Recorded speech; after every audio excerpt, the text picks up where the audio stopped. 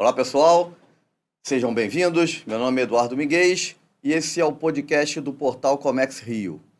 Queria agradecer ao Clube Empreendedor Brasil pela parceria e pela sessão do estúdio aqui para a gente gravar mais um episódio do podcast do portal. Hoje eu estou aqui com o Leandro Lima. O Leandro é superintendente dos portos do Rio de Janeiro, de Niterói e do Porto do Forno, e superintendente da Portos Rio, que é a autoridade portuária responsável pelos portos aí do Rio de Janeiro. Leandro, obrigado pela sua presença, seja bem-vindo. Obrigado, Miguel. É um prazer estar aqui. Então, vamos começar, Leandro. Queria que você explicasse um pouco qual é o papel da Portos Rio. Para quem não sabe, é a antiga Companhia Docas do Rio de Janeiro e poucos anos atrás alterou o seu nome para Portos Rio. Queria que você explicasse qual o papel da Portos Rio, qual a função dela no comércio exterior. Bem, primeiro, bom dia a todos, né? Bom dia, Miguel. Bom dia a quem está nos ouvindo. É um prazer estar aqui, né? Tendo essa oportunidade de estar mostrando um pouco da empresa, um pouco do porto, né? Para todo mundo conhecer esse nosso papel. A autoridade portuária, ela acaba tendo diversas funções, né? Primeiro, questões relacionadas à parte regulatória mesmo, né? A parte de normativas, para a gente poder até auxiliar os usuários do porto, né? A terem noção de onde eles têm quais são as normas que eles têm que cumprir, quais são os órgãos anuentes, né? Que são Receita Federal, Anvisa, Vigiagro, todos esses órgãos, assim, a gente faz essa interlocução, né? Junto a todas as entidades públicas. Nós somos uma empresa pública federal, né? Como você bem colocou, é a antiga Companhia Docas do Rio de Janeiro, que continua como razão social sendo isso, né? Mas o nome fantasia mudou, né? Hoje nós somos Portos Rio Autoridade Portuária. Dentro desse papel, a gente também tem um que, para mim, é sine qua non, né? É o mais importante de todos, que é o provimento de infraestrutura, que é justamente para a gente conseguir deixar os portos, que são um ativo do país, né? É a porta de entrada, né? A grande maioria salvo engano, em torno de 95% de todo o comércio exterior que acontece no mundo é pela água, né? Pelo meio modal marítimo. E nós não somos diferentes disso, né? Aqui no Rio de Janeiro, tanto como Forno e Niterói, mas principalmente aqui no meu caso, né? O Rio de Janeiro, temos também Itaguaí e Angra, que são outros dois portos, né? Como você bem sabe, ali administrados pela Companhia Docas, mas pela Portos Rio, mas no meu caso, nesses três, o Rio de Janeiro acaba sendo esse que tem essa maior conexão com o comércio exterior, né? A gente busca fomentar cada vez mais a navegação, né? A navegação marítima. E para isso, são grandes estradas para esses navios, né? Assim, a gente mal comparando com o rodoviário, seria a gente tem que cuidar das estradas para que essas estradas elas estejam em bom funcionamento, com capacidade suficiente para virem os maiores caminhões, né? E no nosso caso são os maiores navios. Temos feito cada vez mais investimentos nesse sentido, justamente entendendo a importância que para o comércio exterior ter opções. Você ter a opção de qual é o porto que você precisa ir para escoar a sua carga, né? E não ter que ir para um porto por falta de infraestrutura. Então, esse acaba sendo um dos nossos maiores papéis, esse provimento de infraestrutura. Legal. O porto seria a autoridade portuária como se fosse um grande síndico, né? Porque a Portos Rio não opera, né? A Portos Rio, ela na verdade, faz a gestão junto com os operadores portuários e arrendatários, né, Leandro? Privados. Que às vezes a gente vê na mídia saindo um leilão de privatização, que não se trata de privatização. O leilão na verdade, para um terminal privado, um arrendatário. E aí muita gente confunde e acha que tem que privatizar porque a operação é privada, né? Que é pública, né? Leandro, você falou aí de infraestrutura, de adequação. Quais são as principais características do Porto do Rio? O Porto do Rio tem características muito diferentes dos demais portos do Brasil, eu diria. Queria que você falasse um pouco dessas características e o que difere ele de outros portos. Foi muito bem colocado. Inclusive, eu vou até pegar um gancho da sua colocação em relação à parte de privatização, que efetivamente tem uma confusão muito grande em relação a isso, né? Porque se privatiza são explorações de área, né? Exploração de áreas que são administradas por nós, onde a gente busca esse provimento de infraestrutura, e dentro da infraestrutura que a gente tem disponível, se privatiza a operação portuária que pode ser desenvolvida ali. E aí, nesse caminho, é que é nosso diferencial aqui. O Porto do Rio de Janeiro ele é muito sui generis, né? Ele é diferenciado em relação aos demais porque ele acaba tendo praticamente todo tipo de operação. Enquanto você vai em determinados portos, sejam públicos, sejam privados, na nossa costa brasileira, você vai ver que tem alguns portos que são muito especializados em granel, eles são muito especializados em carga geral, em container. O Porto do Rio de Janeiro, ele teve uma diversificação justamente desses arrendamentos, né, dessas áreas exploradas por privados, em que temos diversos tipos de atividades, de operações portuárias. A única operação portuária que nós não temos ainda é carga viva. Assim, nós temos granel sólido, mineral, vegetal, nós temos navios de cruzeiros, né, movimentação de passageiros, um dos maiores portos da América Latina, inclusive com diversos prêmios que são concebidos ali para o terminal do Pier Mauá. Nós temos diversas atividades relacionadas a produto siderúrgico, container, cada vez mais virando um hub port ali aqui no Porto do Rio de Janeiro, até pelas questões de infraestrutura. Então, dentro dessa nossa dinâmica, eu associo isso muito à Baía de Guanabara. A Baía de Guanabara ela é um ativo também do estado do Rio de Janeiro, né, e do nosso país, por ser uma área abrigada. Então, isso favorece as embarcações para quando elas, em vez de ficarem em alto mar, né, com muito mais dificuldade de receber suprimentos, né, elas têm um local onde elas podem aguardar as suas operações. Então, assim, dentro disso, é como se fosse uma espécie de parqueamento rotativo, né, um estacionamento no mar. E aqui na Baía de Guanabara, a gente tem 13 áreas de fundeio da autoridade portuária, né? No total, se não me engano, são 16 áreas de fundeio que existem. Tem algumas que são da Marinha, tem outras que são da autoridade portuária. E essas são as áreas que são definidas em lei, né? Definidas em portarias, né? Junto à Capitania dos Portos. A gente define isso para o Ministério após se negociar áreas com estudos, né, com análises relacionadas até o compartilhamento de área com outros ativos como pescadores, turismo e tudo mais. Então, a gente tem todo esse trabalho, já é histórico, né, o que nós já temos, até para desenvolver novos, precisa ter estudo de impacto em relação a todos esses fatores, entre outros. E aí, essas embarcações elas podem aguardar lá. Só que nós temos um diferencial muito grande, que nós não temos fila aqui de navio, né? Diferente de grandes portos, a gente consegue ter uma dinâmica na nossa infraestrutura de cais, que é onde as embarcações elas atracam efetivamente no porto físico, que também tem uma grande confusão, só aproveitando, que o porto organizado do Rio de Janeiro, que é o que a gente acaba administrando, ele não é só essa área que a gente vê física, né, quando passa de carro, tá vendo ali o porto, guindaste, não. Também dentro da Baía de Guanabara, uma grande área, onde ela também é administrada, definida por portaria ministerial, pela autoridade portuária, justamente para fazer essa gestão do tráfego aquaviário, das embarcações que vêm e que vão.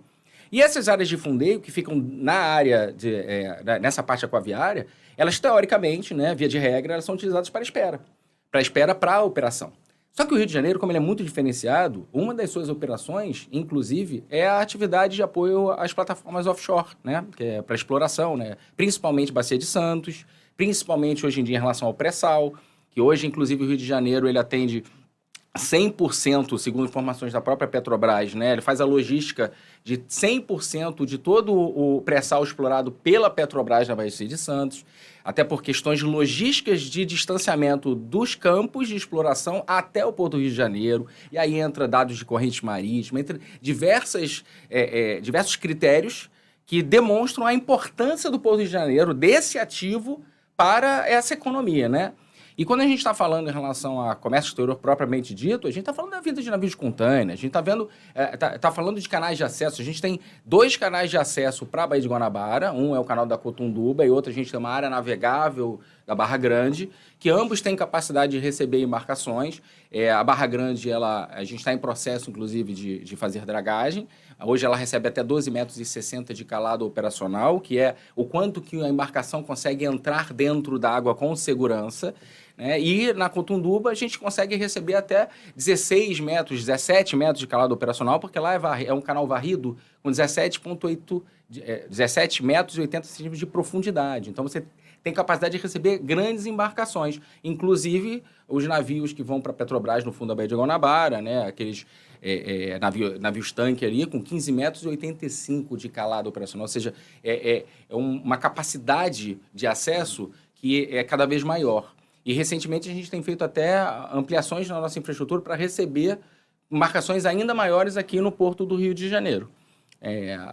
Nós temos quase 8 quilômetros de cais, que é a área onde os navios podem atracar para fazer suas operações. A gente tem quase 1 milhão de metros quadrados de área operacional aqui no Porto do Rio de Janeiro, muito embora, como é um grande porto e histórico, as cidades elas se desenvolvem em torno do porto, então hoje a gente tem uma dificuldade de expansão para dentro da cidade, mas inclusive a gente já olha com bons olhos projetos que no mundo inteiro a gente vê, que é o porto, inclusive, crescendo para o mar, né? Então, a gente já tem projetos para ampliar essa infraestrutura até nesse conceito.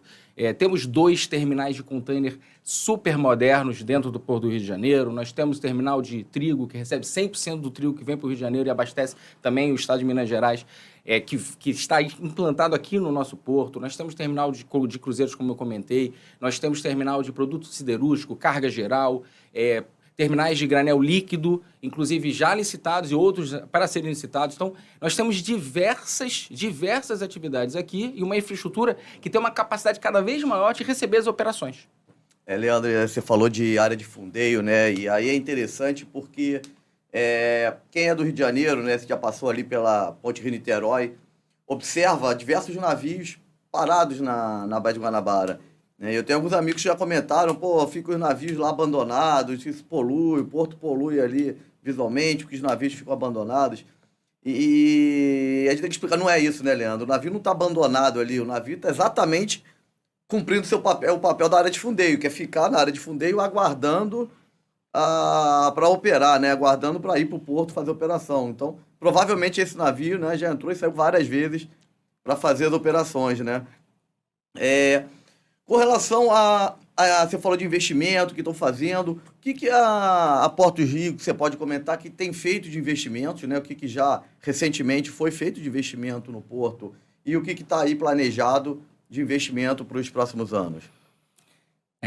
Tem bastante coisa. E aproveitando até abordar assim, qual é o diferencial, né, que esses investimentos vão trazer para o porto para se tornar mais competitivo para quem deseja operar nele. Tá, eu vou aproveitar 2 ganchos aqui que você deu, que inclusive eu gosto de conversar com quem ainda está pegando um pouco sobre a parte de navegação, que é a parte dessas áreas de fundeio, porque realmente é algo que a gente tem até tentado mudar, e essa oportunidade que você está trazendo aqui, Miguel, parabéns mais uma vez aí pela iniciativa, ela é sine qua non para que as pessoas entendam, tenham uma visão do que acontece. Quando a gente passa em cima da Ponte Rio-Niterói e olha para o lado, vê aqueles navios parados, aí ouve realmente, nossa, aí, tá vendo? Um monte de navio aí poluído. Primeiro que esses navios, eles não estão poluindo. Existem diversas regras, tanto de agência reguladora como a Anvisa, como Vigiagro, o próprio INEA, que é um órgão estadual que também é ativo e trabalha junto conosco. A gente está sempre trocando informações, tem planos de zoneamento, né, planos ambientais na Baía de Guanabara, onde a gente participa dessa gestão. Tem diversas regras da autoridade portuária, da agência reguladora, que é a ANTAC, que é a nossa agência reguladora, Marinha. Inclusive, essas áreas, durante a pandemia, saiu uma notícia. Eu me lembro, salvo engano, foi em torno de 14%. Mas que houve uma renovação das águas da Baía de Guanabara durante a pandemia, onde os portos não pararam. Onde a navegação marítima não parou. Muito pelo contrário. A gente foi totalmente ativo porque foi a gente que acabou dando essa capacidade de receber os grandes lotes de medicamentos, de vacinas, enfim. Coisas que você precisa efetivamente, né, tá suprindo, mantendo a economia, mantendo o comércio. Os portos participaram disso de forma ativa. Então, como que teve uma renovação da Baía de Guanabara no momento em que o que parou foi o entorno, né? Não foram os portos? Então, o que demonstra que o porto em si ele não polui. É óbvio que, assim como podem acontecer problemas, no porto também pode vir a acontecer um problema, mas isso é em qualquer lugar, isso é algo que é dentro de mapeamento de risco, isso é algo que a gente tem pronto atendimento, a gente tem um centro de atendimento de emergência no porto que consegue tratar simultaneamente 2 grandes situações de vazamento, coisa que não acontece. Então, não é bem assim, né? E essas embarcações abandonadas, elas não estão abandonadas, elas estão aguardando. O tempo médio de espera de uma embarcação dessa é de 2 a 3 dias no máximo. Essa é a média, justamente porque essas embarcações, e quase todas elas são no contexto da atividade de apoio offshore, que eu comentei, porque elas ficam funcionando ali como se fosse uma espécie de motorista de Uber. É um Uber Flash do mar, né? Eu até brinco muito isso, mas é um Uber Flash do mar. Você tem uma plataforma lá, aguardando algum suprimento, precisando de uma peça, precisando de alimentação para... são cidades que estão no mar, né? E aí, essas embarcações, elas ficam meio que de stand-by, aguardando um pedido, elas atracam, recebem, levam e voltam para ficar próximo dos pontos de abastecimento. Então, o Rio de Janeiro acaba servindo como uma plataforma logística, né? Uma grande plataforma logística, tanto para o comércio exterior propriamente dito, como para essa atividade que também tem a ver com o comércio exterior, porque a gente está falando de exploração, né? Do pré-sal, diversos derivados de petróleo, enfim. Nossos investimentos, a gente tem muitos investimentos que têm ocorrido ultimamente, eles são justamente para ampliar essa capacidade, né? Para a gente poder fazer com que o comércio se expanda. Né? A gente, enquanto os usuários, né? Os participantes propriamente ditos da operação portuária, trabalham para trazer carga, a gente tem que facilitar isso melhorando a nossa infraestrutura para eles conseguirem trazer aqui para o Rio. Então, primeiro a gente tem infraestruturas relacionadas à ampliação do cais, né, na nossa estrutura de atracação. A gente fez recentemente uma primeira fase de uma grande obra, que é de expansão do Cais da Gamboa, que a gente ampliou em 5,5 metros em direção ao mar, aumentando essa retroárea, aumentando essa capacidade operacional, por 600 metros de comprimento. Né? O trajeto total dele completo 1,1 m. A gente agora está relicitando, que tinha dado um problema... um problema formal durante a licitação, e aí a licitação está sendo refeita para a segunda fase, que são mais 500 metros. 1.100 metros. 1.100 metros, 1,1 km, né? 1.100 metros, e agora vou fazer mais 500. 600 ficaram prontos. Essa expansão, ela não só amplia a capacidade estática do porto, como ela também permite que a dragagem que a gente já contratou, né, que é de dragagem, né, um contrato de dragagem para ampliação dessa infraestrutura que hoje nós temos no Cais da Gamboa, até 10,50 metros de calado operacional, tá? A embarcação ela pode calar até 10,50 e indo até 11 em determinadas situações de carregamento. Com isso, a gente vai poder passar a ter 13,5 metros de profundidade, o que vai nos garantir, junto à Capitania dos Portos, buscar um calado operacional para as embarcações de até 13 metros. Isso não só faz com que reduza frete morto, né, porque as embarcações elas podem vir com mais cargas que já vêm hoje, né, e frete morto é justamente aquele espaço na embarcação em que, por falta de infraestrutura de recebimento, ela acaba tendo que vir um pouco mais vazia do que deveria. Ela poderia vir na sua plenitude e não vem. Então, quanto mais pesado, mais calado o navio precisa. Exato. Né? Mais ele afunda. Mas né? ele afunda, exatamente. E aí ele pode afundar com segurança até determinado limite. Então a gente tem que aprofundar para aumentar essa capacidade dele afundar dentro do mar, né? Então, com isso, ele vai poder vir com mais carga. Vindo com mais carga no mesmo navio, obviamente, você reduz frete, você melhora, né, para o comércio exterior toda essa questão relacionada ao escoamento de carga. E nós já temos, inclusive, operações hoje que elas já acabam carecendo dessa ampliação de infraestrutura. Nós temos o próprio ferro Gusa, que é exportado, né, que ele acaba tendo que complementar e pelo fato de nós termos essas áreas de fundeio, acaba sendo também um diferencial positivo, né? Porque ele carrega até 11 metros no cais, depois ele vai para uma dessas áreas de fundeio e completa a operação dele lá. Quando a gente tiver feito esse novo investimento, a gente consegue reduzir isso. A gente consegue tirar essa pernada a mais operacional, o que efetivamente vai trazer um ganho de eficiência, um ganho de custos, né? Porque você não vai precisar fazer esse complemento em fundeio com balsas, barcaças, que é o que é feito hoje. E isso, necessariamente, traz para o cliente, né? Traz para o empresário, né? Para o investidor, uma capacidade maior, seja de investimento, né? Seja de trazer mais navios, seja de rentabilizar mais a sua carga. Isso é Cais da Gamboa. Nós temos outras dragagens sendo feitas também para melhorar a sua infraestrutura. São 2 dragagens já contratadas, né, que estão agora em fase final de ajuste, questões relacionadas a licenciamento ambiental, né, que isso é algo que a gente leva muito em consideração. Nós fizemos, não tem muito tempo, a dragagem nos terminais de cruzeiros, conseguimos alinhar deixar de forma simultânea todos os navios de cruzeiro que precisem entrar no Porto do Rio de Janeiro hoje. A gente consegue entrar em frente ao terminal, só precisa usar a área de cais público da gente, que ainda é uma área não arrendada, né? Ainda não privatizada, né? Como a gente estava colocando. Quando tiver passado dessa capacidade simultânea de 3 navios, né, que era onde fica frontal ao terminal de cruzeiros, e que nós também sempre deixamos o porto à disposição para todo tipo de operação. Recentemente fizemos uma dragagem também importantíssima, que foi para o canal de acesso para os terminais de container, né, que é o nosso canal do TECOM, canal Bacia de Evolução, que é exatamente onde os navios fazem as manobras, tá? Para poder fazer as suas atracações de um lado ou de outro, de bombordo ou de boreste, né? Para quem não, já é um pouco mais... tem mais conhecimento sobre a situação, mas quem não conhece é de direita, de esquerda, do lado que ele atraca, nesses terminais e nos berços de atracação. Com isso, a gente está conseguindo levar essas embarcações carregando muito mais carga, então isso fomenta também a questão do comércio exterior.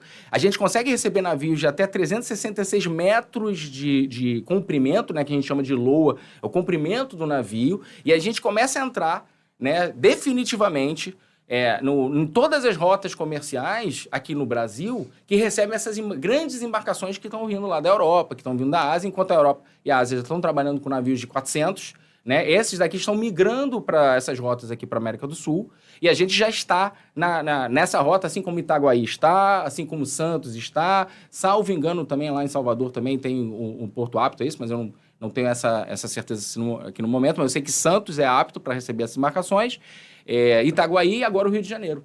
Então, isso coloca a gente também na rota para poder facilitar no comércio exterior, para que o armador ele possa fazer esse trânsito entre esses portos e facilitar essa cadeia logística, né? Temos também investimentos relacionados, novos investimentos, né? São relacionados à dragagem na área navegável de Barra Grande, para também trazer uma capacidade de acesso, assim como é o do canal da Cotunduba, né? Que são aqueles 2 acessos à Baía de Guanabara que eu falei, para também favorecer toda essa navegação simultânea, né? A gente não tem que aguardar um passando para o outro entrar. Temos em tecnologia e infraestrutura relacionada à tecnologia também, que é o calado dinâmico, que a gente implantou já no Porto do Rio de Janeiro, está em fase experimental junto à Capitania dos Portos, que você aproveitar o máximo possível do navio, da distância com segurança que o navio pode estar dentro da água, né? Afundando dentro da água, utilizando as condições ambientais, né? Então, assim, num dia que está com muita ressaca, que as ondas estão muito altas, que está ventando muito, a condição ambiental faz com que tenha menos segurança para determinadas passagens de navio. Então, esse sistema, esse software, né, de calado dinâmico implantado e com boias meteoceanográficas, sensores, marégrafos que foram colocados pela autoridade portuária, eles conseguem acusar que naquele momento é mais seguro passar com tanto de calado, mais, menos. Então isso faz com que o que hoje já é permitido é com mais segurança e em determinadas situações você amplia essa capacidade. E ampliando capacidade, você está ampliando carga, você está melhorando a questão de toda a cadeia logística, né? Nós temos também o VTMIS, né, que é um projeto que nós já iniciamos desde 2019 assim, a implantá-lo mesmo. Já instalamos câmeras de segurança em quase toda a Baía de Guanabara hoje, da área que é gerida pela Docas, ela já tem cameramento, inclusive câmeras térmicas, câmeras noturnas. Então, isso traz mais segurança para a navegação, isso traz mais segurança para a movimentação de carga. Nós temos radar implantado também, já instalado, que agora está em fase final de ajuste de software, para a gente poder também ter a visibilidade que aumenta a nossa consciência situacional dessa parte aquaviária, auxiliando na gestão do tráfego, inclusive trabalhando com a Marinha, com a praticagem, né, que também é uma parceira que é importantíssima nesse processo. Temos o nosso AIS, né, que é justamente os transponders das embarcações, que a gente colocou normativas onde todas as embarcações de interesse de comércio exterior têm que ter, então isso facilita até para a gente ter esse controle e ajudar dentro das normas de programação. Estamos revendo os nossos regulamentos de programação dos portos, que é justamente para a gente buscar sempre ter esse dinamismo, né, para que o normativo da gente acompanhe a necessidade do comércio exterior. Então são diversas ações que a gente tem buscado para poder ampliar a capacidade e favorecer o comércio.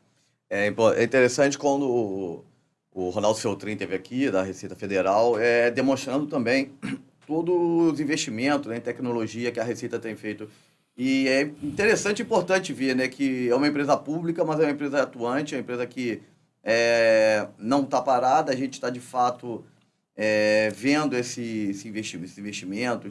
Porque o Porto do Rio de Janeiro, é importante frisar, ele não apenas atende ao Rio de Janeiro, né? O Porto do Rio de Janeiro, inclusive, tanto o Porto do Rio quanto o Porto de Itaguaí, eles são conhecidos como portos que atendem ao estado de Minas Gerais.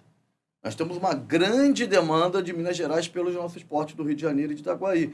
Então, a gente precisa, de fato, aumentar essa capacidade, como você está colocando, para que a gente torne o porto mais competitivo, né?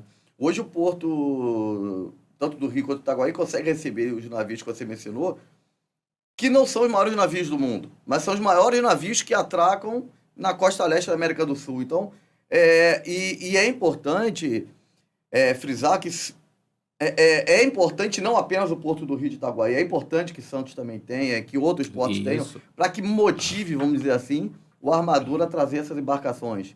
E a partir dali, outros portos com calados menores serão alimentados através de um transbordo com navios menores. Uma outra característica, Leandro, do Porto do Rio de Janeiro é a questão da diversidade de carga, né, que você mencionou. A gente, por estarmos centrais aqui no Sudeste, a gente consegue alimentar, e aí um dado interessante, divulgado recentemente num vídeo pela autoridade portuária, que está lá no portal também, que é o combustível que abastece mais de 50% dos postos aqui no município, eles vêm do Porto do Rio, né? O pão que está na padaria lá, que é produzido aqui, ele veio pelo Porto do Rio, ele veio ali da Argentina, majoritariamente. Você tem o terminal de veículo que recebe, importa e exporta. Você tem, como você mencionou, o terminal de produtos de apoio offshore, que faz essa movimentação que gera royalties aqui para o Estado.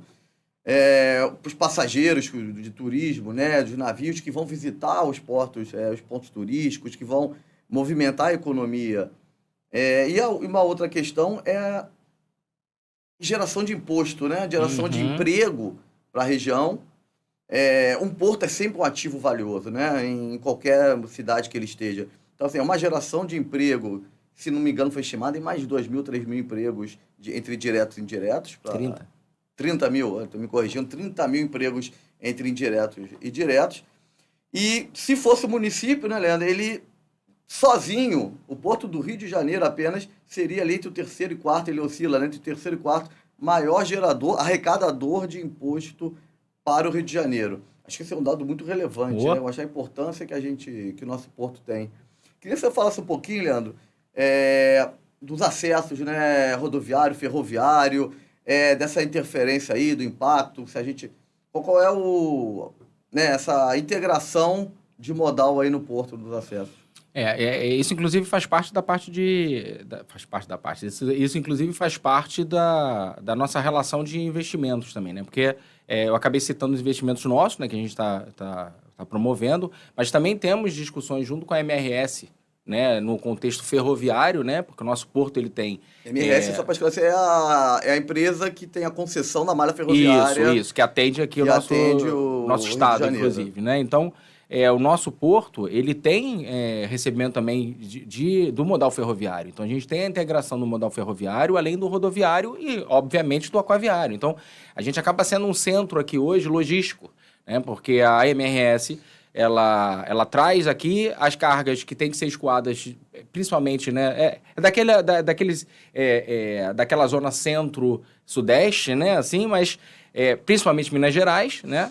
E a gente acaba servindo como a porta de entrada e de saída justamente para esses estados que adorariam ter um porto, mas não tem essa conexão aquaviária, né? Então, por isso que a gente até fala muito que a gente tem que abraçar os portos, né? Os portos, na verdade, eles são um grande ativo do país.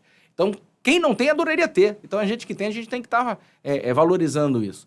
E nós temos o acesso ferroviário que ele nos supre, mas que precisa, obviamente, ser melhorado, até porque como a cidade, como eu coloquei, o porto histórico a cidade ela cresceu no seu entorno e acabou de sendo de uma forma que ela não pensou, naquela época, logisticamente, né, como ia ficar essa interferência, né? Então, tem diversas interferências relacionadas à parte ferroviária, à parte rodoviária, e que estão sendo trabalhadas. A MRS que é a concessionária, né, do modal ferroviário, ela renovou não tem muito tempo, nós conseguimos, em tratativas, conversando, ver investimentos para o porto, para melhoria na malha do porto, para melhoria da chegada e do escoamento de carga pro porto e do porto, né, e está em processo, né, dos próximos 2 a 3 anos, eu acho que seriam, as obras estariam sendo feitas, né, tanto para expandir a malha interna quanto a chegada.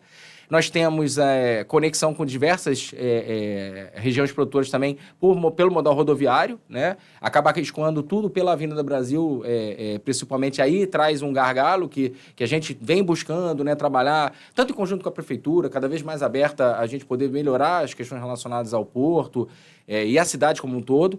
E nós temos a parte aquaviária, que tanto a BR do Mar, né, que é um normativo recente, mas tentando fomentar a questão da cabotagem, né, ela serve para fazer isso que você colocou, a questão da gente ser um centro que recebe a carga e depois pode também transportar para outros portos que não têm essa mesma infraestrutura que nós temos agora, principalmente agora, depois dessa capacidade que a gente ganhou com a dragagem lá dos navios 366, né, de Loa, né, para os terminais de contêiner, onde a gente funciona como se fosse uma espécie de centro logístico, né, é chamado de hub port, né, que a gente recebe navios grandes e aí daqui vem navios menores e escoam essa carga. Isso é interessante, Miguel, porque o porto ele tem uma capacidade, inclusive, de influenciar positivamente na questão ambiental, na questão de infraestrutura. Porque quando um navio desse, ele consegue tirar milhares e milhares cada navio consegue tirar milhares e milhares de carretas que estejam transportando essa carga. Porque a capacidade de uma carreta vai de 30 toneladas, 70 toneladas. Um navio desse carrega muitas vezes 70 mil toneladas, 60 mil toneladas. Eu estou falando daqui, eu não estou nem falando de minério de ferro de Itaguaí, onde você pega navio de 180 mil toneladas. Né? Então, é uma capacidade que você influencia positivamente na infraestrutura do estado, da cidade. Você tira, né, veículos também no transporte urbano, aproveitando esse transporte aquaviário, e você influencia positivamente na questão ambiental, né, porque a questão do carbono, né, a questão da queima, tem estudos entre 80% a 90% a menos de queima, né, através do modal aquaviário do que do rodoviário. Então, a gente tem, sim, uma capacidade de recebimento muito boa do rodoviário aqui para o Porto do Rio de Janeiro, mas com as suas interferências, né, na questão de trânsito na cidade, que a gente tem buscado também fomentar a partir de iniciativas utilizando o aquaviário, né, justamente para funcionar como esse grande centro para escoar a carga de Minas, escoar a carga de Goiás, né, de toda essa área onde precisa ter um porto para poder exportar. E também estamos trabalhando para ampliar essa nossa capacidade também, seja rodoviária, seja ferroviária, porque é importante a gente trabalhar multimodalidade e não exclusivamente a parte aquaviária. Legal, Leandro. Estamos chegando aqui já caminhando para o final aqui do episódio. Opa. E importante a gente registrar isso, né? A diversidade de carga é algo para mim que chama muita atenção no Porto do Rio de Janeiro, que você tem sal operando a granel, você tem concentrado de zinco, você tem trigo, você tem apoio offshore, e você tem dentro do container outra diversidade de cargas, né? Você tem cargas você tem café, você tem peças e partes para a indústria automotiva, pedras, você tem diversas bobinas. Então isso eu acho muito interessante, né? Ver toda essa diversidade que o porto traz, essa facilidade que traz. E, como você falou, a gente precisa aumentar a competitividade do Porto do Rio e né, a sua participação demonstra como o Porto do Rio está inserido no cenário nacional, aumentando cada vez mais a sua competitividade, tornando a escolha do operador, do exportador, do importador, baseado na logística dele, porque o Porto do Rio está apto a atender essa demanda e da melhor forma possível, e no menor custo, no que depender da infraestrutura, certamente. Leandro, queria agradecer a sua participação, deixa aí essa mensagem final aí, e agradecer por disponibilizar seu tempo aí com a gente, que eu sei que lá é muito corrido a superintendência, e o tempo é valioso. Não, eu que agradeço a oportunidade. Como mensagem final, o que eu gostaria de deixar é o seguinte, eu trabalho em Porto tem 13 anos, né, assim, tem muita gente que tem 30, 40 anos de lá e hoje eu consigo enxergar cada vez mais o que eu via no olho deles, né? O brilho no olho dos empregados que trabalham no porto, que vivenciam o porto e entendem o que é um porto. é uma coisa simplesmente apaixonante. Assim, eu sou completamente apaixonado pelo Porto do Rio de Janeiro, pela atividade portuária, pela nossa empresa, pela autoridade portuária, porque é um propósito que a gente consegue ter de influenciar positivamente no comércio, sabe? Na economia, na vida das pessoas, na geração de emprego. Porque quando você fala da arrecadação, Miguel, você está falando de poder prover para o Estado em si maior investimento em infraestrutura. Quando você está falando de geração de emprego, a gente ainda está falando nos diretos e indiretos de porto. A gente não está nem falando de todas as demais áreas e cadeias que dependem de você ter um porto. Então a gente aí entra até no campo de milhão. São muitas vidas influenciadas por existir um porto. Então, assim, isso é apaixonante. E aí eu queria deixar aqui claro que, dentro dessa paixão que ela é compartilhada por diversos membros ali da autoridade portuária, né? A gente trabalha cada vez mais integrado com a comunidade portuária, justamente para que a gente consiga fazer com que o nosso porto, se a gente não passar o Porto de Santos, a gente vai ficar muito perto, porque esse é o objetivo da gente hoje, é a gente conseguir trazer para o usuário, trazer para o empreendedor a segurança de que o nosso porto vai estar apto para ele quando ele precisar. Como aconteceu recentemente com alguns outros portos que tiveram problema de infraestrutura, e nós conseguimos absorver essa demanda enquanto eles tiveram seus problemas. O que a gente quer fazer é isso, é fazer a diferença, é conseguir mostrar que o Porto do Rio de Janeiro ele é importante, ele está aqui e sempre estará. Muito legal, Leandro. Obrigado pela sua participação. Obrigado a todos que nos assistiram. Qualquer comentário, sugestões de tema que vocês tiverem, podem colocar lá no canal do YouTube, podem colocar no LinkedIn, no Instagram, ou direto no site portalcomexrio.com.br. Obrigado a todos e até a próxima.